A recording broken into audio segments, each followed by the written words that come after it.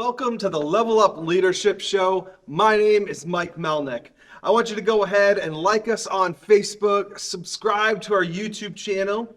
And on our YouTube channel, we have a playlist just for the Level Up Leadership Show.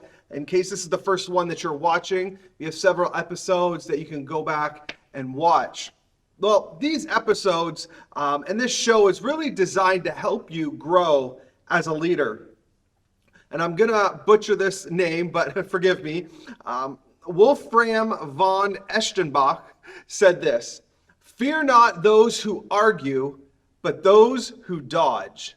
I think that was pretty interesting as a leader that, don't fear the people who argue with you, who question you. Too many times as leaders, we take someone arguing or questioning us as a bad thing.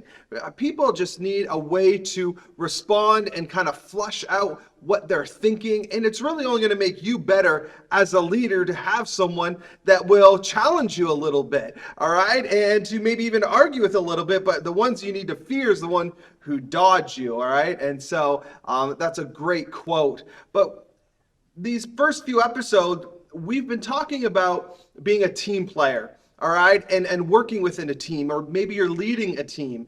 And that team player mentality, it's taken over the workforce. As employees, you need to know how to work within a team. All right, managers and supervisors or business owners, you need to know how to lead a team. And there's just this different dynamic when you're leading 10 individuals versus leading a team of 10. It's completely different, all right? And working as an individual, all right, or leading an individual, that individual is only worried about him or herself, okay? And what they know or don't know. That's all they're worried about, is what they know or what they don't know. And they're only worried about their own work, all right? They're only worried about their schedule, their sales, revenues, and expenses. But when you're working within a team, all right, and it depends, you're depending on someone else all of a sudden. All right, as if you're working within a team, you're trying to make sure that you're not overstepping your area into someone else's. All right, if your area within a team is a presentation, then you need to work on that presentation, but you have to rely on the one who is doing the research, right? And not to step over into their area of expertise or their area that they've been given. And so working within a team, it's just completely different. You're counting on someone else's work to be finished on a deadline. If you're working on the presentation, you're counting on the person that is researching to have that research done so that you're able to put it into a presentation. All right? You're also counting on that work that it's correct, that it's right, all right? And you work with different types of personalities. And all of this goes into leading a team or working within the confines of a team. It's completely different than working as an individual, or if you're the leader, team leader, or leading individuals versus leading a team. I mean, I'll be honest, it's much easier, okay, to lead a lone wolf. It's much easier to lead 10 individuals, all right? But we have to remember, easier is not always better, all right? Actually, very rarely in this world is easier actually better, all right? It is much harder to lead a team of people, right? Trying to, work with all different kinds of personalities and kind of get them all to mesh and not to overstep and not be jealous and not to be, it's difficult. It's hard, all right? But it is so worth it in the long run that you're able to create a team and build a team, build chemistry and vision within that team, all right? Because let's be honest, if it was easier, everyone would be doing it, all right? And it's not easier. Everyone's not doing it. Just the successful companies, all right? The ones that are really making headway in this world. So today, I want to talk to you about being dependable within a team. Dependability within a team, all right? This is Huge if you're leading a team that you need to be dependable. But also, if you're operating within a team, you're one of those team members that you are dependable. All right, so we're going to look at 7 traits of a dependable leader. Number 1, show up when expected. You would think this would be a given, but it's not. There's nothing worse than being left high and dry, right? If you have a breakfast, with a friend and you don't show up. I mean, you're like, where is you? You're texting them, calling like, hey, we're supposed to meet at 7 a.m. Where are you? And just to be left high and dry, right? Or if it's business with a business lunch, you want to make sure that you're there on time. Show up when you are expected to show up. All right? Be there. It's amazing. Showing up, really, it's half the battle. You wouldn't think so, right? But in this world that we live in, showing up is half the battle. You'd be amazed at how far you can go in life just by showing up. Day in, day out, week in and week out, just putting in that work and being consistent, being dependable. All right? You would be shocked at who just doesn't show up. You would think it'd be easy, right? Be on time for work. Work starts at 9 a.m., 8 a.m., 10 a.m. It doesn't matter the time. You'd be shocked at who just does not show up.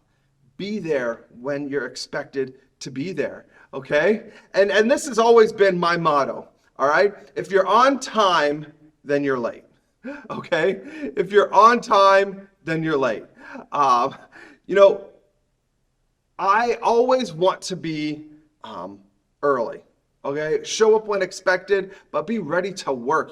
You start at 9 a.m., then you need to be there 10 or 15 minutes early to get everything situated, kind of get ready, and so your shift starts at 9 o'clock. You walking in the door at 9 o'clock and then spending the next 10 minutes getting ready, you didn't show up when you were expected to show up, all right? Man, I remember my first big meeting when I was hired on, and I was working at the very first church that I worked at. And I had this big meeting with the provincial. I grew up in Canada, and I had he was a provincial overseer, regional manager, if you will, of a program that I was running.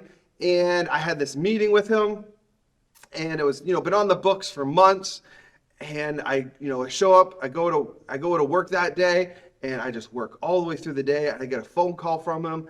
Hey, and the meeting was about an hour away. So he calls me, at 12 o'clock, we were supposed to meet for lunch. And he's like, I think he called at like 12:30 or something like that. Just thought maybe I got caught in traffic. And I felt like a complete fool. I had just totally missed it. I totally messed up. Forgot about the meeting, all right? I wasn't very dependable, but let me tell you, I sure made some adjustments and changes in my routines because I felt horrible, all right? Show up. All right? Show up when expected. All right, number 2, do what is expected. I mean, you think some of this stuff is just natural and is common sense, but common sense, I'm finding out, isn't so common, all right? So do what is expected. And it's amazing to me the amount of people who seek out a job, right? They go through the interview process, get hired, only to not do what they were literally hired to do, all right? Do what is expected. Nothing will put you in the bad graces of your manager, boss, faster than not doing what is expected. All right, if you're expected to write reports, then write reports. If you're expected to stock those shelves, then stock shelves. If you're expected to clean the floors, then clean the floors. Unload trucks, unload the truck. Greet people with a smile, serve people as a waiter or waitress, whatever it is, whatever you're supposed to do or hired to do what is expected of you. You cannot have the mindset that I will work hard and do what is expected when I have my dream job. I think so many people think that I'm just going to kind of conserve my energy, that I'm going to, wait till I really step into that job or position, all right, of the position of my dreams. Then I'm going to give it all its worth. If that is how you operate, if that's how you work, you will never have your dream job. All right? You need to do what is expected right now. And whether you're starting on the bottom floor of the company, start there and do what is expected. All right? You just can't have the attitude that, I'll be great at the important job. I'll be great when it really matters. All right? Because if you can't be dependable with the entry-level job, then you'll never get a chance to be dependable with an executive level job. All right, now this doesn't just apply to a job. Maybe you volunteer somewhere. Maybe you coach your son or daughter's, sports teams. And there are certain expectations on you and on us as leaders. All right, companies and people, organizations are looking for dependable workers. All right, and part of being dependable is doing what is expected. Do what you are hired for. Do what you volunteered for. Do what is expected. All right, number 3, go above and beyond. All right, you want to be a dependable leader. You want to be a dependable employee. Go above and beyond. All right, dependable leaders just don't only do what's expected, but great leaders go above and beyond. When I was working as a student ministries pastor at a church in the Chicago area, the lead pastor came to me and said, "Hey, this one year that I want to have some, a little bit more creativity in December for, one of our Christmas, services leading up to Christmas, one of our Sunday services leading up to Christmas." And so he said, "Do you think you could put something together?" And we had really no history of doing a lot of, at that particular church, a lot of, creative elements, drama, dance, music, kind of, in our services outside of the, specified worship time. And so, I very easily, could have gotten away with, just having one little creative element, on the Sunday before Christmas. But that's just not in me. And I came up with a 3-week series that every single week had drama, dance, music. My wife and I, along with one of our young adult leaders, we wrote a whole mini musical. Like, we wrote it ourselves. This drama presentation, we wrote it ourselves. I mean, this was weeks, if not months, of prepping, planning, recruiting, and practicing. We had close to, over 30 volunteers who were actors, dancers, prop builders, set builders. Like I said, I could have gotten away with doing, one little creative element on, Christmas Eve or the Sunday before Christmas, right? But I want to be the kind of leader, okay, that goes above and beyond, that just doesn't do what's expected, but goes far beyond what is expected. It's those kind of leaders that are really going to, shake this world. It's those kind of leaders that are going to innovate, that are going to create, that are going to do what is expected, but not just what's expected. It's going to go far beyond what is expected. All right. And I've had people that I've, had work for me or intern with me, and I'd ask them to do a job, and they would literally only do exactly what I said, and anything outside of the confines of what I said, forget it. And my 13-year-old daughter is notorious for this. And I have to be very careful with how I talk to her, because she is very literal, all right, very analytical, kind of, down to the T of what you say. And so I'll ask her to load it or unload, and then load the dishwasher, unload the clean dishes, load the dirty dishes, and there's usually a sink that has all the dirty dishes in it. Well, if there are dishes around the kitchen on the counters, I'll come back in after she's done. All right, my 13-year-old done, and there's dishes all over the counter, on the table, and in her mind, I did the dishes. I unloaded the dishwasher and I loaded the dishwasher. It's like, you did exactly what I told you to do. Nothing less, and definitely nothing more. All right, and that is a perfect example. Now, 13-year-old girls, they're learning, all right? Your kids are learning. You need to teach them along the way. And not to mention, if I had any, big dishes that wouldn't fit in the dishwasher, then they were left in the sink. Don't be that kind of leader. Don't be the kind of leader that only does exactly down to the T of what your manager or supervisor asks. Be the kind of leader, be the kind of team player that goes above and beyond. Number 4, manage your responsibilities. I mean, this is huge. If you really want to grow into a great leader, you need to learn to manage your responsibilities.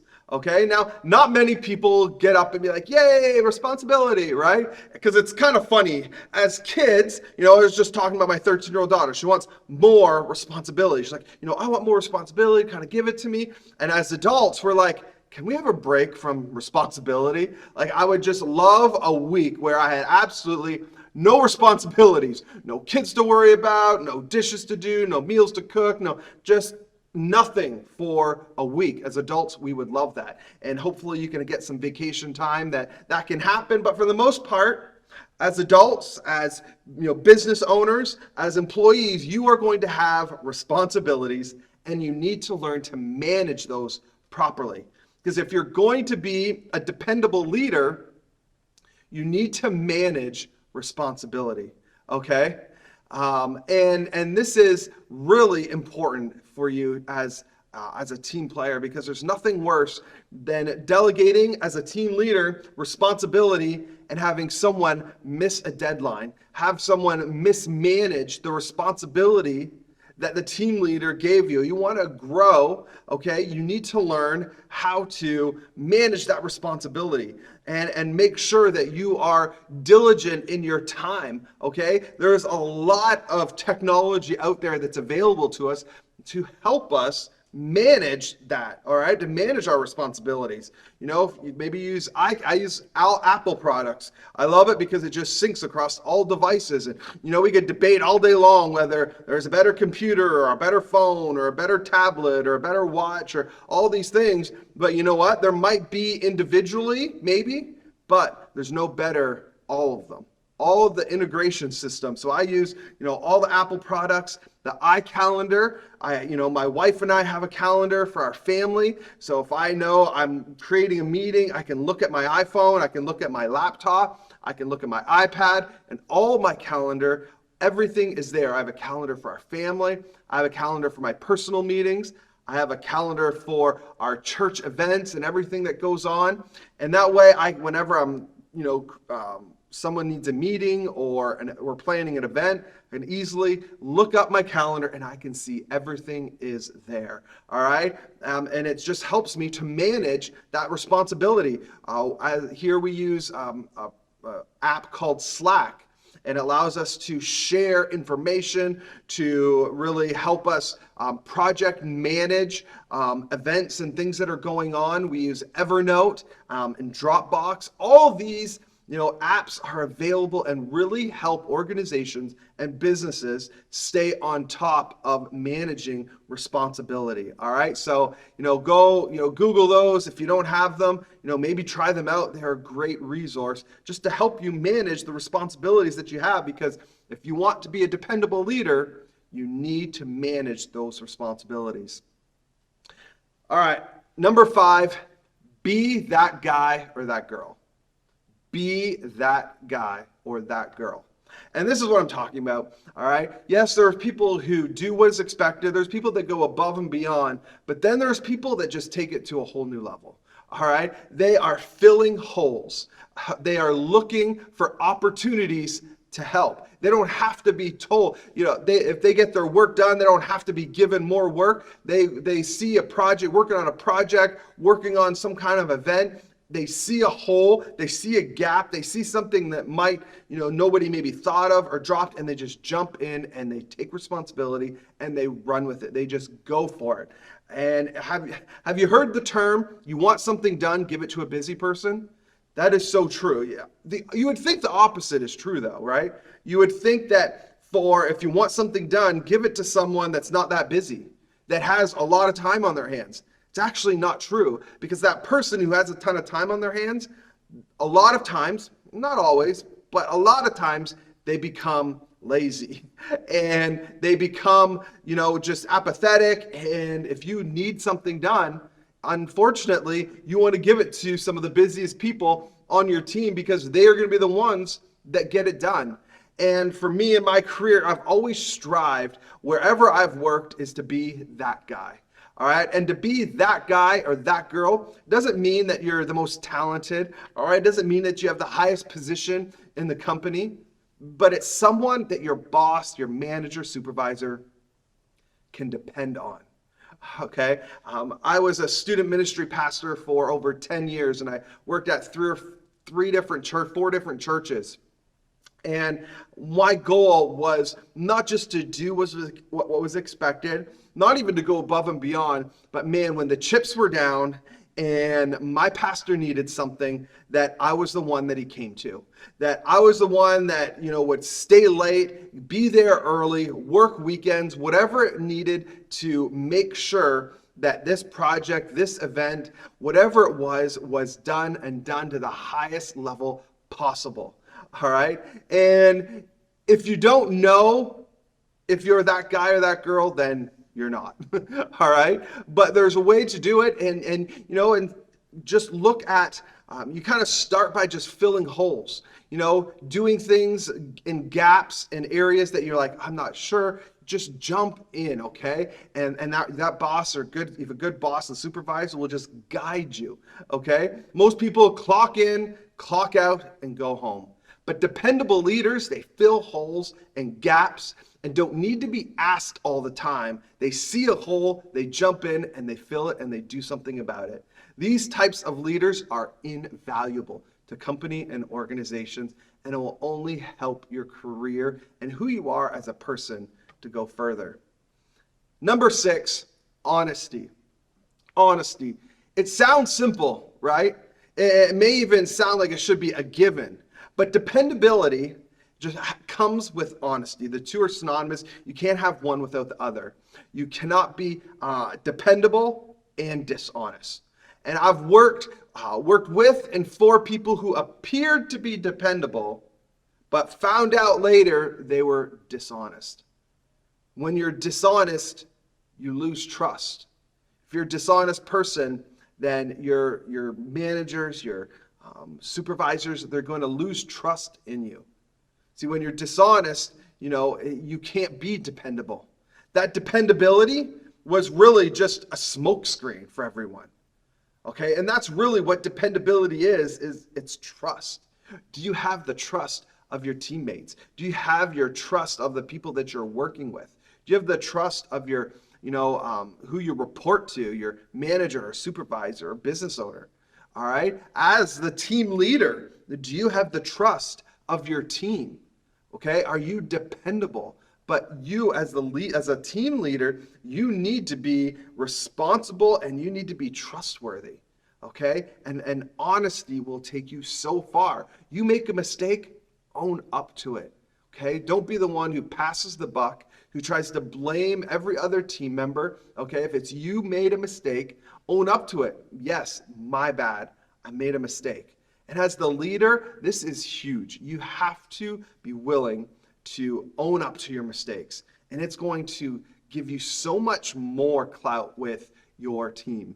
When you are able to own up, say, you know what, that was my mistake. It was my bad. But if you're constantly trying to dish it off onto other people, onto your team members, like, hey, why didn't you have this in time? This project would have been a success if Sally had done this and if Joe had have done that, because everyone has someone to report to, all right? And if you're constantly trying to pass blame, and there's a time when you just say, it was my fault, my bad, own up to it. Honesty will take you so far in this life. And it's needed if you're going to be a dependable leader. Last is number 7, not easily discouraged. Not easily discouraged. Dependable leaders are not easily discouraged. If you become easily discouraged, right, it affects your whole performance. There will always be something to be discouraged about. Not high enough sales, lost a big customer, got chewed out by my boss, new work schedule. The list goes on and on and on. And you cannot be a dependable leader if you're always discouraged and in a bad mood. Because if you're always discouraged, it's going to show in your attitude. Then it's going to spill over into your work.